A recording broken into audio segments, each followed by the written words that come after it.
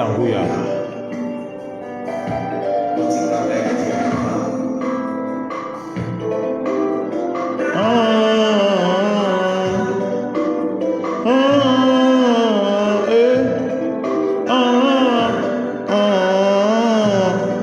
Jésus, oh Saint Jésus, oh Jésus, oh Seigneur Jésus,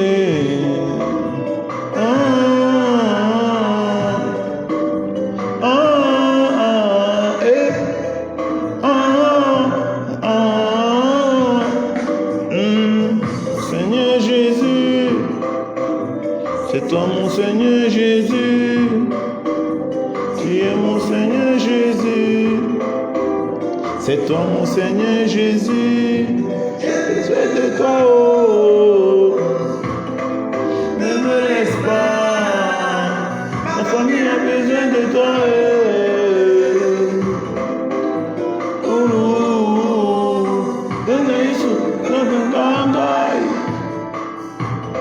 Bolingo nanga,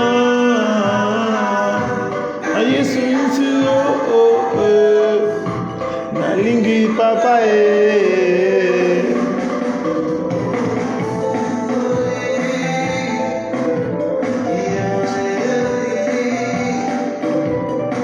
mon Seigneur Jésus, tu es mon Seigneur Jésus.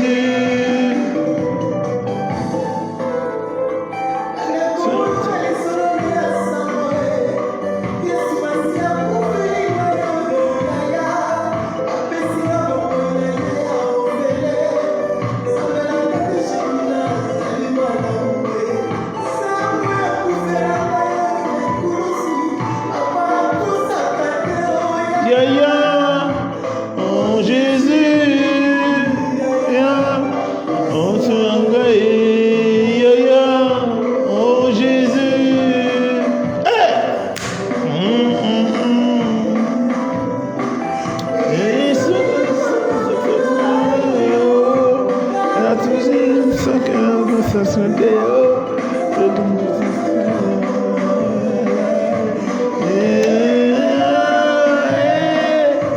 oh oh Jésus, oh Jésus, oh Jésus,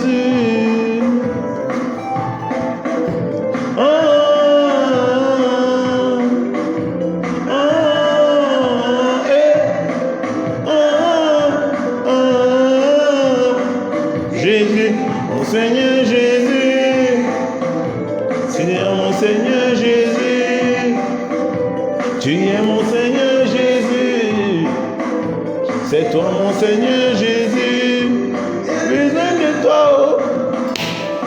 Jérémie a besoin de toi, oh. Et que j'ai besoin de toi,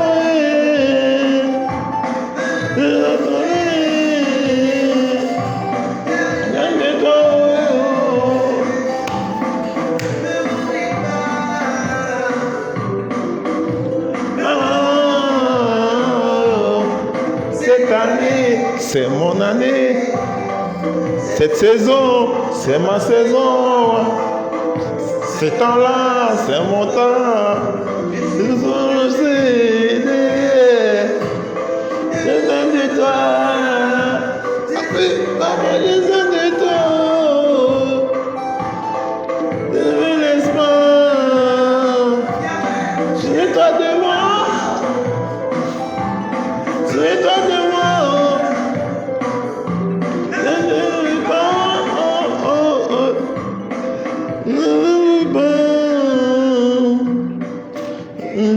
Oh Jésus, Seigneur, c'est toi mon Seigneur Jésus, ne m'oublie pas, souviens-toi de moi. Ça c'est une prière très forte, une prière très grande. Le thème c'est la puissance de la prière. Yahweh, Yahweh. La régie. Yahweh, Yahweh, Yahweh, Yahweh.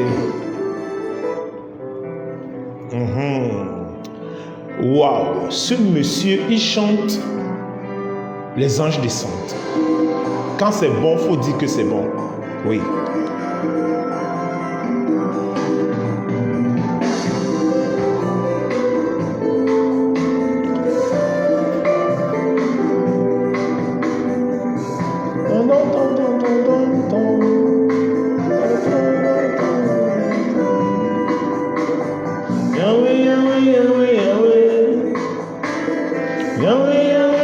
Connectez-vous, partagez ce direct.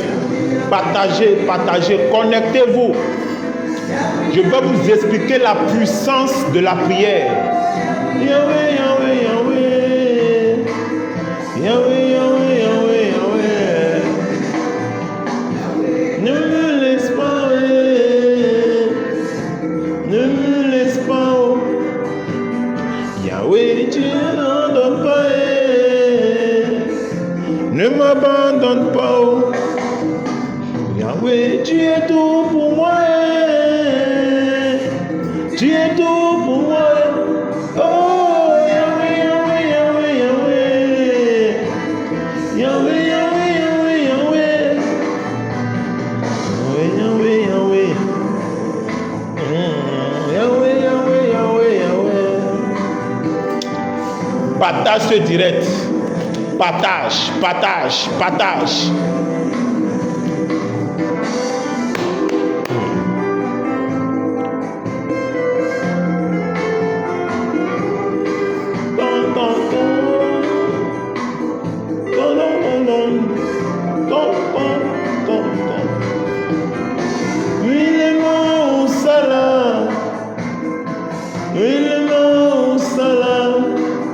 Papa, mon élément au salam, mon élément au salam, mon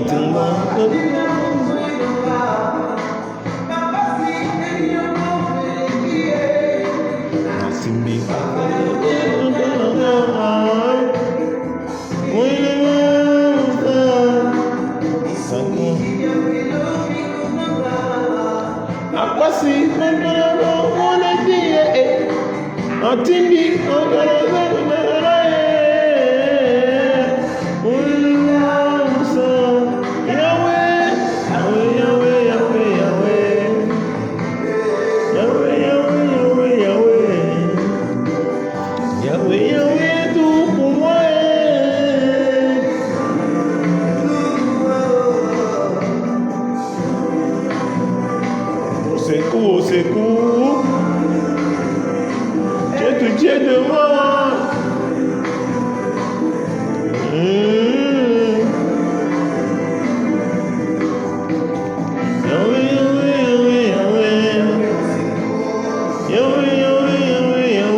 Pitié de moi.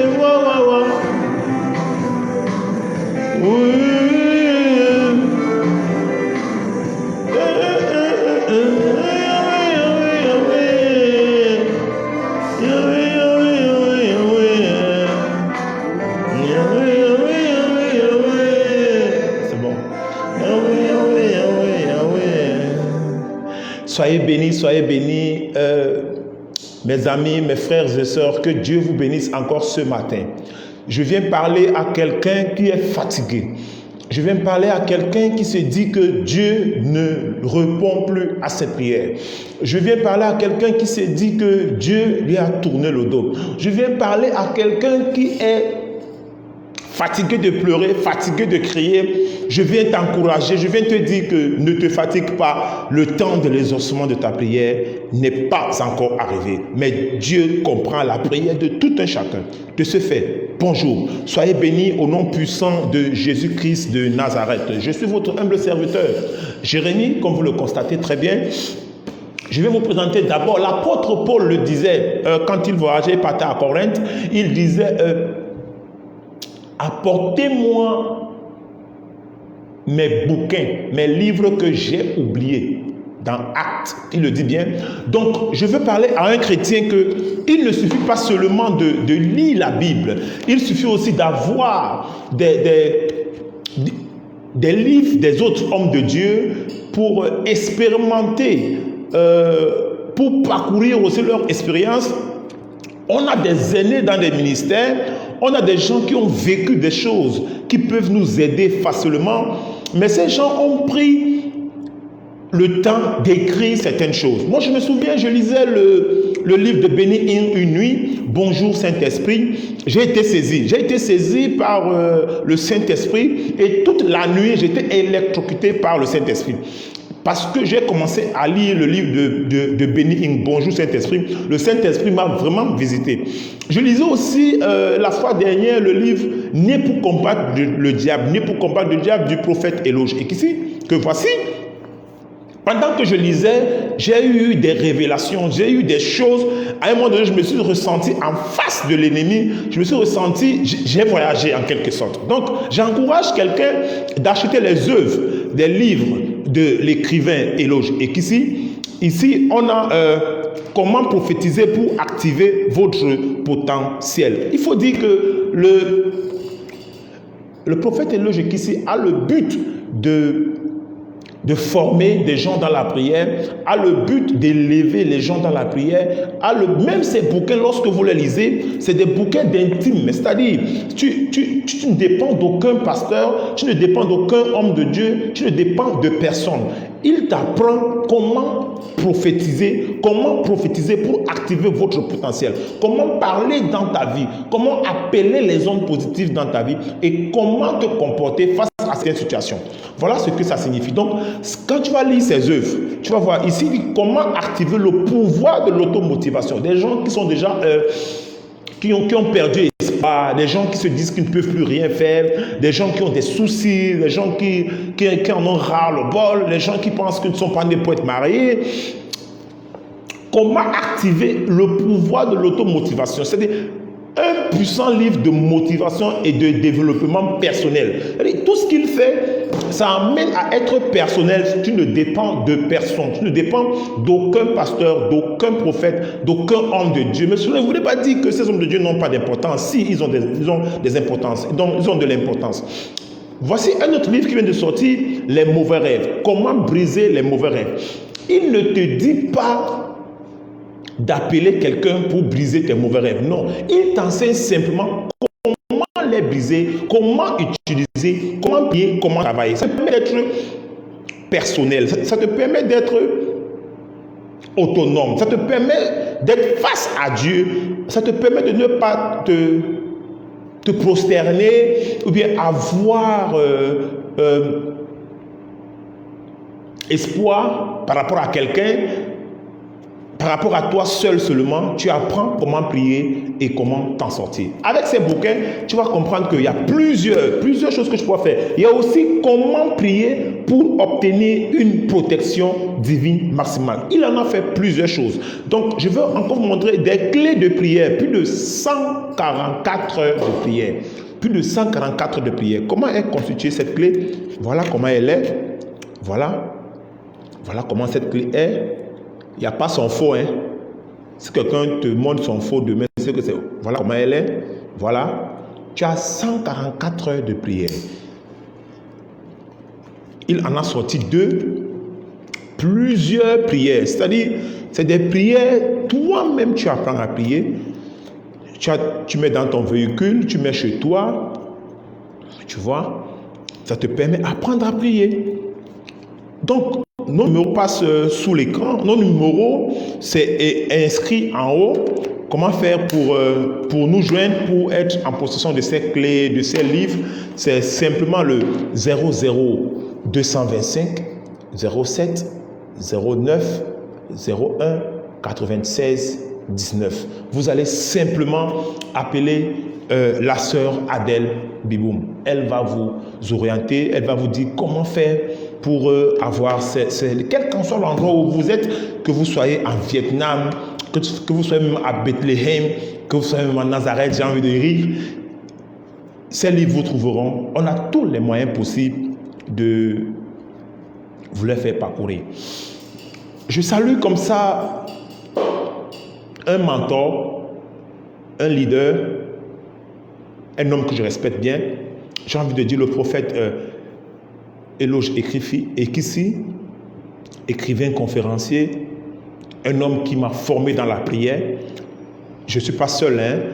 Il y en a plusieurs. Un homme qui nous a formés, un homme qui nous a édifiés, qui nous a enseigné comment prier, comment se tenir devant la face de Dieu et quelles sont les caractéristiques, quelles sont les modalités, comment faire pour atteindre la présence de Dieu et comment se comporter à la présence du Saint-Esprit. Merci, grand frère, merci, prophète, merci, l'écrivain conférencier, merci, éloge. Ce que tu fais dans notre vie est extraordinaire. Pour cela, sois béni, sois béni, sois béni, que Dieu te comble, que Dieu te remplisse, que Dieu remplisse ta famille, que Dieu bénisse ta famille, que Dieu bénisse tes enfants. Ce que tu fais dans le monde entier, Dieu seul pourra vous le rendre. De ce fait, sois béni. Laissez-moi aussi saluer une dame, Madame Biboum Adel Kwame, du côté de la Côte d'Ivoire, une dame brave, une dame forte, une dame qui aime Christ, une dame qui prie pour l'avancement de l'œuvre. Et je vais finir en vous disant que nous avons aussi l'Océan de Grâce. L'Océan de Grâce, le président fondateur de l'Océan de Grâce, c'est Eloge Ikissi. L'Océan de Grâce qui œuvre dans l'événementiel des veuves et des orphelins, faire des dons. Il y a plus de bonheur à donner qu'à recevoir. La Bible dit, il y a plus de bonheur à donner qu'à recevoir. Donc, soyez bénis. Si vous voulez nous visiter, appelez le numéro que je vous ai donné. Vous allez voir, nous serons en contact. De ce fait, soyez bénis. On va prier et on va commencer notre exhortation. Je vais prier. Père éternel, mon Dieu, mon roi, je te bénis, je te rends toute la gloire parce que tu es Dieu. Merci pour tout ce que tu fais dans notre vie. Merci parce que tu nous accompagnes toujours partout où nous allons. Seigneur, nous avons choisi que voici notre manière d'annoncer l'évangile, d'annoncer ta puissance. Père, tu dis que ceux qui annoncent l'évangile, la puissance les accompagne. Seigneur, que ta puissance m'accompagne ce matin pour que le monde entier soit touché et que le monde entier sache que tu es véritable. Tu es le véritable Dieu, tu es le Dieu d'Abraham, tu es le Dieu d'Isaac, le Dieu de Jacob. Seigneur, je prie qu'à travers ma voix, qu'il y ait une puissance, que quelqu'un soit guéri, que quelqu'un soit délivré, que quelqu'un soit encouragé, que quelqu'un ne soit pas démotivé, ne soit pas enlacé, mais que quelqu'un sache que tu es le véritable Dieu et qui donne sa vie à Jésus-Christ. Je me confie en toi, Seigneur, que tout ce qui sort de ma bouche est une puissance. Merci, Père de gloire. Je te confie tous ceux qui vont suivre ce direct, Père, que ta grâce les accompagne et qu'ils soient délivrés par rapport à leur situation. Sois béni, sois élevé. Merci, Seigneur Jésus. Au nom de Jésus-Christ, j'ai prié. Amen. Voilà. Ouvrons notre Bible sans plus tarder dans Acte 16. Acte 16, verset 1 à 4. Acte 16, verset 1 à 4. Je vais lire la parole de Dieu. On va d'abord dire que je vais mettre le texte dans son contexte pour ne pas faire un prétexte. Acte, c'est un livre qui parle de Jésus-Christ, qui parle de beaucoup de choses. Je vais vous donner quelques 2 ou 3 lignes de Acte des Apôtres. Acte des Apôtres nous parle de la naissance de Jésus-Christ. Acte des Apôtres nous parle de la résurrection de Jésus-Christ. Acte des Apôtres nous parle, c'est l'évangile qui nous parle de la grandeur de Jésus-Christ, la nouvelle naissance, le salut, le témoignage des témoins oculaires de Jésus-Christ. Acte des Apôtres nous parle de beaucoup de choses de Jésus-Christ. Donc, nous allons donc voyager et parcourir, aller à la fin de ce livre. Il y a un verset qui m'a fatigué, que j'ai envie de partager avec vous. Acte 16, verset 1 à 4. Nous allons lire la parole de Dieu. Lorsque le sabbat fut passé, Marie de Magdala, Marie, mère de Jacques et Salomé, achetaient des aromates afin d'aller embaumer Jésus-Christ. Point. Le premier jour de la semaine, elle se rendit au sépulcre de grand matin, comme le soleil venait de se lever. elles disaient entre elles, qui nous roulera la pierre loin de l'entrée de sépulcre? Et levant les yeux, elle aperçut que la pierre qui était très grande avait été roulée. Amen. On va essayer de décrypter, de décortiquer cette parole. Le thème de mon message, c'est la puissance de la prière. La puissance de la prière. La prière a une puissance. La Bible dit que lorsque Jésus-Christ était mort à la croix de Golgotha, on a enlevé Jésus-Christ, on l'a enseveli, on l'a enterré, on a acheté un tombeau avec Joseph d'Arimathée, on a enseveli Jésus, on l'a fait coucher très bien. Et Jésus avait dit aux pharisiens que le troisième jour, il va ressusciter. Mais, à ma grande surprise, je comprends que ceux qui étaient avec Jésus n'ont pas cru cette parole. N'ont pas cru. Comment tu peux être avec quelqu'un et tu ne crois pas? Celui qui n'est pas avec cette personne a cru. Parce que la Bible dit qu'après la mort de Jésus, le Sanhédrin s'est réuni. Le Sanhédrin s'est réuni et avec des pharisiens, avec certains pharaons, avec certains prêtres, ils ont dit que cet imposteur avait dit que le troisième jour, il va ressusciter. Donc, qu'est-ce qu'on doit faire? On doit mettre les gardes. On doit mettre les gardes sur la tombe de Jésus. Donc, c'est comme ça qu'on a mis les gardes ne suffisaient pas. Après les gardes, ils ont mis une pierre. Une grosse pierre que personne ne pouvait rouler. Quand j'imagine, peut-être il y a eu au moins 4000 personnes qui sont venues placer cette pierre. Cette pierre a été placée. Pendant que la pierre est placée, personne. La pierre est placée et elle est condamnée. Elle est scellée. La pierre est scellée, elle est condamnée. Aucun être humain ne pouvait dérouler la pierre. Mais la Bible dit que les soldats se sont couchés tout autour. Pourquoi? Parce que les pharisiens avaient peur que les disciples venaient voler le corps de Jésus et allaient raconter après que Jésus est ressuscité. C'est qu'ils avaient vraiment peur. Mais qu'est-ce qui s'est passé? Moi, à ma grande surprise, même les disciples n'avaient pas cru que Jésus-Christ allait ressusciter. En un mot, j'ai envie de dire même que Jésus, à un moment donné, avait déçu même les disciples. Oui, parce que les disciples disaient que voici celui qui viendra sauver les Israéliens, les enfants de Dieu. Mais Jésus les a déçus en mourant, en tenant en scène que même les disciples sont partis dans les occupations. La Bible dit que Pierre est reparti à la pêche, Matthieu n'avait plus d'emploi, il avait perdu son emploi. Donc, beaucoup de choses se sont passées après la mort de Jésus. Maintenant, il y avait certaines personnes qui contrôlaient, qui gardaient la tombe de Jésus-Christ. Mais la pierre était toujours là. Personne ne pouvait rouler la pierre. La Bible dit que Marie, Salomé, Marie de Magdala, Marie mère de Jacques, c'est des femmes qui se sont réunies un matin, le premier jour de la semaine, donc un dimanche. Elles se sont réunies, elles ont dit, oh j'aime les femmes, oh femme, ton cœur. Est-ce que tu peux dire amen pour les femmes? Les femmes. Quand bien même que Jésus est mort, ces trois femmes se sont réunies. Elles ont dit, on a vécu avec quelqu'un qui a fait des miracles, qui a changé notre compréhension des choses, qui a changé notre manière de vivre. Mais cette personne est morte. Allons-y au moins honorer un cadavre. Pour elle, pour les trois femmes, elles partaient voir un cadavre. Elles partaient embaumer un cadavre. Elles ne partaient pas embaumer Jésus-Christ parce que Jésus était déjà mort. Elles partaient embaumer un corps. Quel amour! Quel amour! Quel amour! Tu es mort. Mais combien de gens sont morts, on ne pense plus à ces personnes. Combien de gens sont morts, même à leur bien, on ne pense plus. Même tout ce qu'ils ont fait, on ne pense plus. On ne pense même plus à ça. C'est pas possible. Mais la Bible dit que les trois femmes se sont réunies.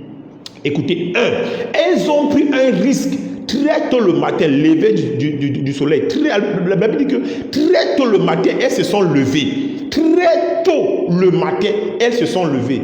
Elles avaient oublié que Jésus-Christ avait dit qu'il va ressusciter le troisième jour. Mais elles n'ont pas Elles ont dit, nous, on va embaumer ce corps. Parce que ce corps, même quand Jésus-Christ va se ressusciter, il va utiliser ce corps. Donc, allons garder ce corps en bonne et due forme. Elles sont allées embaumer le corps. Mais pendant qu'elles partaient embaumer le corps, elles savaient que les pharisiens avaient mis la pierre. Elles savaient que personne ne pouvait entrer. Les voilà qui marchent. Elles ne font que marcher. Elles ne font que prier. Elles ne font que se partir sacrifier son fils. Pendant que tu es en train de prier, il y a des choses qui se passent que toi-même tu ne sais pas. Dieu envoie des anges pour exécuter ta prière.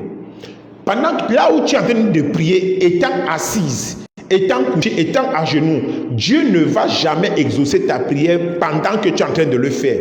Qu'est-ce qui se passe? Quand tu commences à prier, il y a un dossier que les anges déposent sur la table. Ah, tu ne comprends pas. Il y a un dossier que les anges déposent sur la table. Dieu signe le décret et envoie les anges pour répondre à ton sujet. Mais attends, le problème c'est que tu dois attendre. Ne néglige pas la prière, n'arrête pas de prier, continue à prier. Parce que la Bible dit que les femmes le savaient, mais les femmes continuaient à marcher.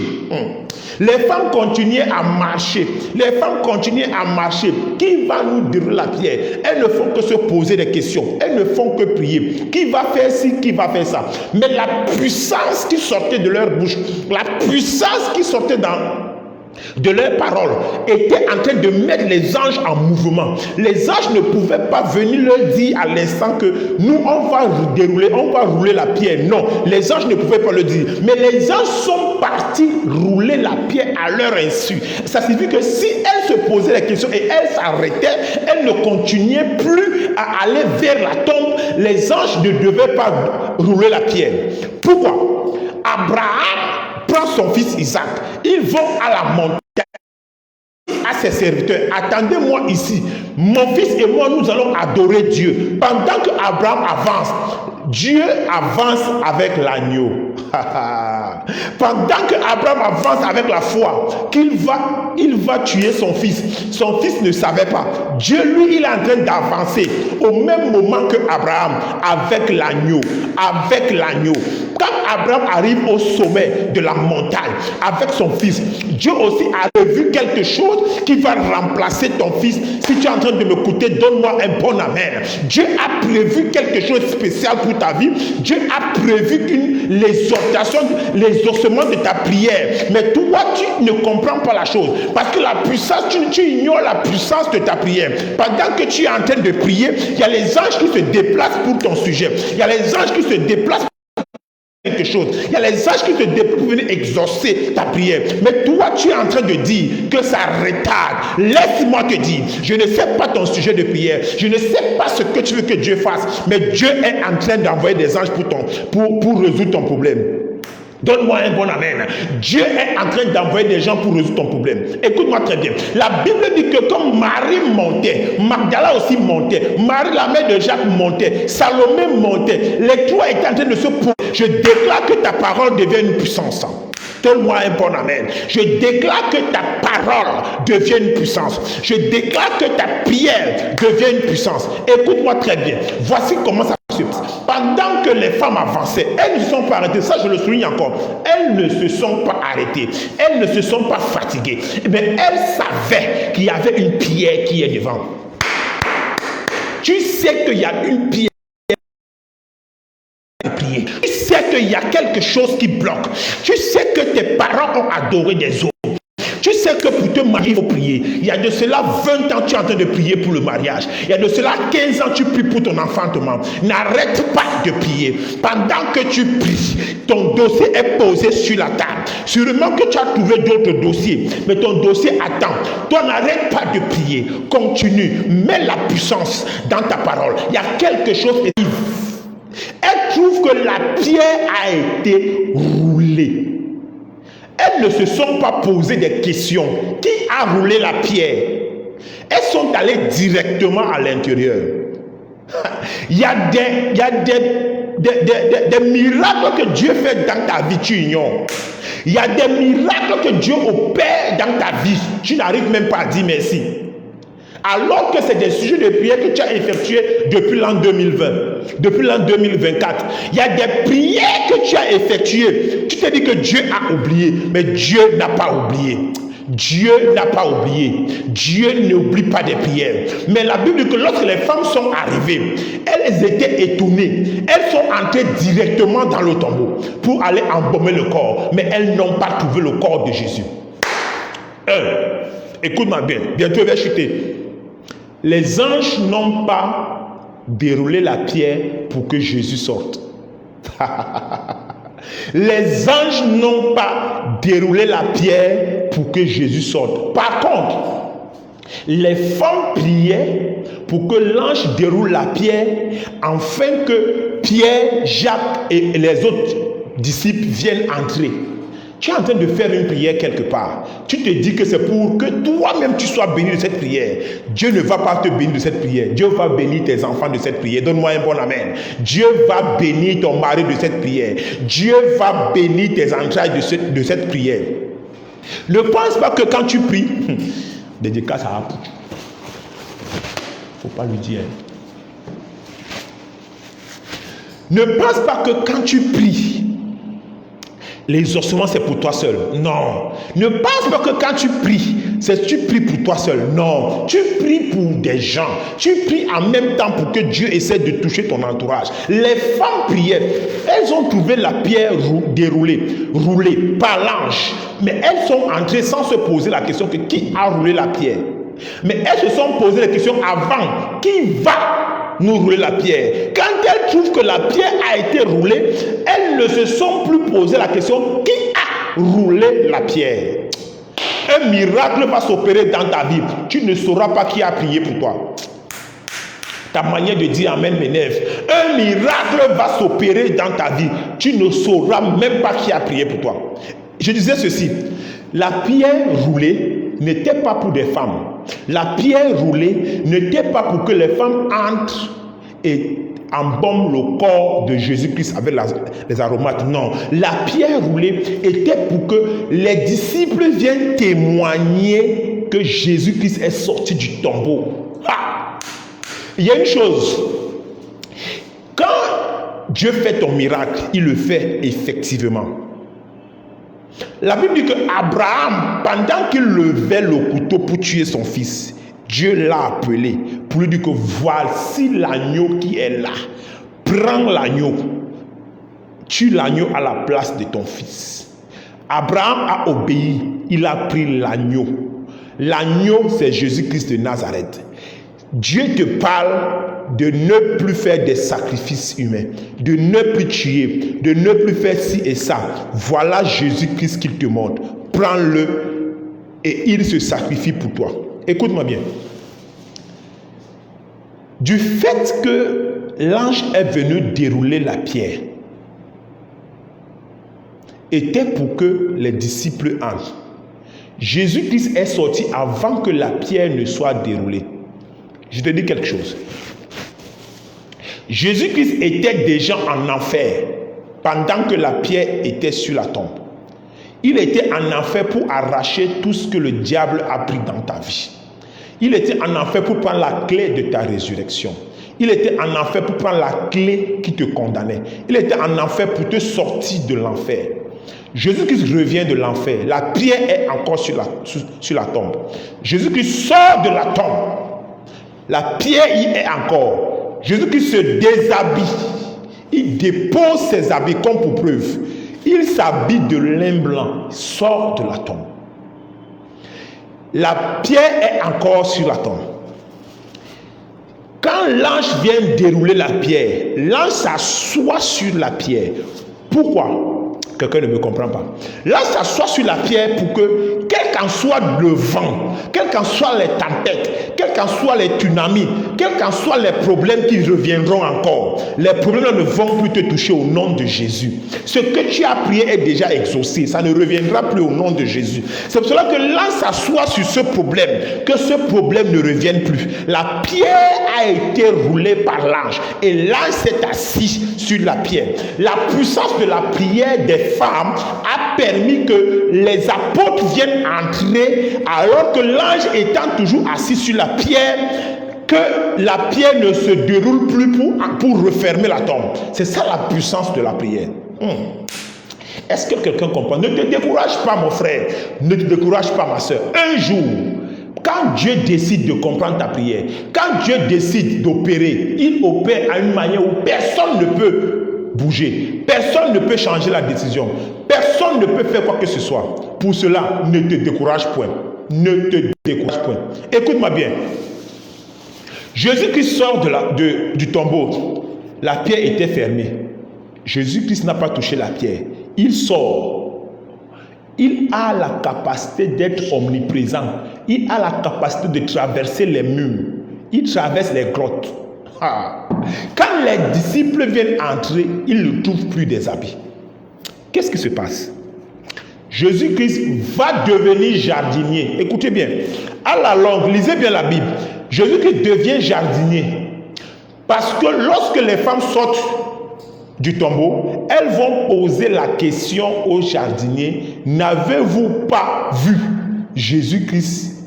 Il n'est plus dans sa tombe. N'avez-vous pas vu des gens venir prendre le corps de Jésus-Christ?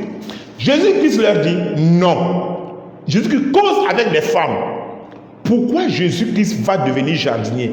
Parce que le deuxième Adam au jardin, le premier Adam au jardin doit être le deuxième Adam au jardin. C'est pour cela que le deuxième Adam repart au jardin pour devenir jardinier. Quelqu'un ne dit pas amen. Quelqu'un ne comprend pas la révélation. Il ne pouvait pas être le deuxième Adam sans passer par le jardin. Il passe par le jardin, il devient jardinier pour remplacer le premier Adam. Quelqu'un ne dit pas amen. Donne-moi un bon amen que je pousse. Donne-moi un bon amen que je pousse. Voilà que Jésus qui devient jardinier. Les femmes plus Jésus-Christ. Pourquoi? Parce que les larmes sont remplies dans les yeux. J'ai envie de dire à quelqu'un, pendant que Dieu a exaucé ta prière, ton miracle est déjà là. Essuie tes larmes. Arrête de pleurer. Pour bien voir ton miracle, si tu as les larmes aux yeux, tu ne peux pas reconnaître ton miracle. Si tu as les larmes aux yeux, tu ne peux pas voir ton miracle. Essuie les larmes. Arrête de pleurer. Jésus-Christ n'est plus du tombeau. Tu es en train de t'adresser maintenant à Jésus-Christ. Mais il faut que tu aies les yeux propres, que tu n'aies plus les larmes aux yeux pour pouvoir savoir que tu es en face du ressuscité, que tu es en face du roi des rois. Essuie les larmes. Dis à quelqu'un, essuie les larmes. Dis bien à quelqu'un, essuie tes larmes. Non, dis-le bien, essuie tes larmes. Essuie tes larmes. Arrête de pleurer. Jésus-Christ n'est plus dans le tombeau. Il est en face de toi. Il te tend la main. Jésus-Christ est en train de travailler pour toi. Il est au jardin. Il est en train de labourer pour toi. Pour que toi, tu ne souffres plus. Pour que les ennemis ne t'attaquent plus. La puissance de la prière. La puissance de la prière. J'ai envie de dire à quelqu'un. Je vais clôturer. Tu es désemparé. Tu n'as plus de motivation. Ta vie tourne à l'échec. Tu ne sais plus quoi faire. Rien ne va dans ta vie. Laisse-moi prier pour toi avant de clôturer. Laisse-moi prier pour toi. Je suis dans la prière. Toi qui m'écoutes, je t'introduis dans la prière afin que tu saches la puissance de la prière. Afin que tu saches la puissance de la prière. Reçois la motivation.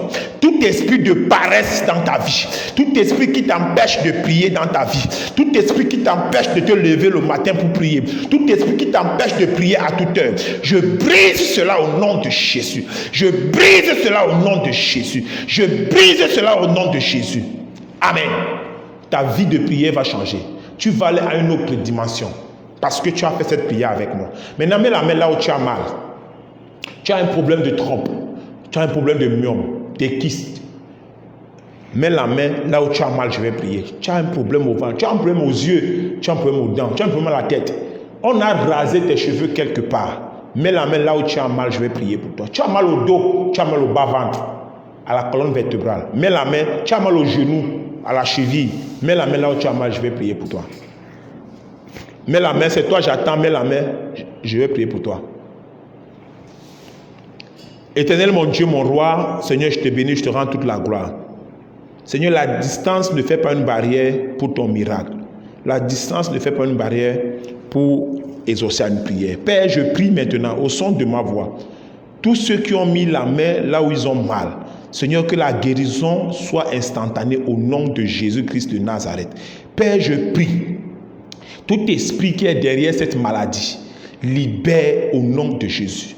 Maladie, écoute-moi, je te réprimande. Tu libères ce corps. Tu libères ce corps maintenant. Au nom de Jésus. Libère. Je t'ordonne de libérer. Kyste, je t'ordonne. Myome, je t'ordonne. Libère au nom de Jésus. Stérilité, je t'ordonne. Tu libères maintenant. Tu libères sa vie. Tu libères l'instabilité. Je t'ordonne. Libère sa vie au nom de Jésus-Christ. Le chômage, je t'ordonne. Tu libères maintenant au nom puissant de Jésus-Christ. Tu libères. Tu libères. Tu libères. Tu libères sa vie. Au nom de Jésus, j'ai prié. Amen. Amen. Si tu as prié avec moi, sois béni. Sois sûr que l'ange s'est assis sur la pierre qui t'empêchait d'avancer. Sois béni, sois béni. Prochainement, je vais expliquer la différence